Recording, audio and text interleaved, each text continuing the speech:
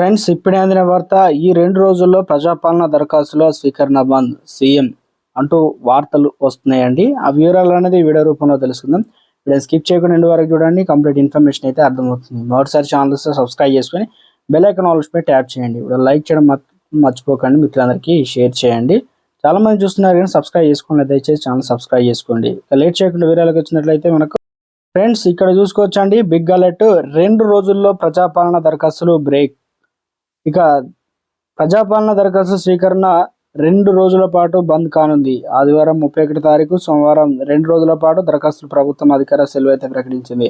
మళ్ళీ 2వ తేదీ నుంచి 6వ తేదీ వరకు ఈ ప్రక్రియ అయితే కొనసాగుతుంది. 28న ప్రజాపాలన 6 గ్యారెంటీల దరఖాస్తులు కాంగ్రెస్ ప్రభుత్వం స్వీకరించడం ప్రారంభించింది. అయితే 2 సెలవు దినాలు తీసేస్తే కేవలం 8 రోజులే దరఖాస్తు స్వీకరించినట్లు.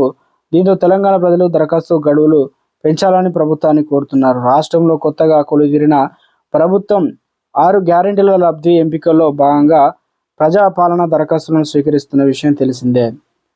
ఇలాంటి లేటెస్ట్ అప్డేట్స్ ముందుగానే పొందాలనుకుంటే మన ఛానల్ సబ్స్క్రైబ్ చేసుకొని bell icon all notification on చేసుకోండి. లైక్ చేయడం మాత్రం మర్చిపోకండి. మిత్రులందరికీ షేర్ చేయండి. Thanks for watching.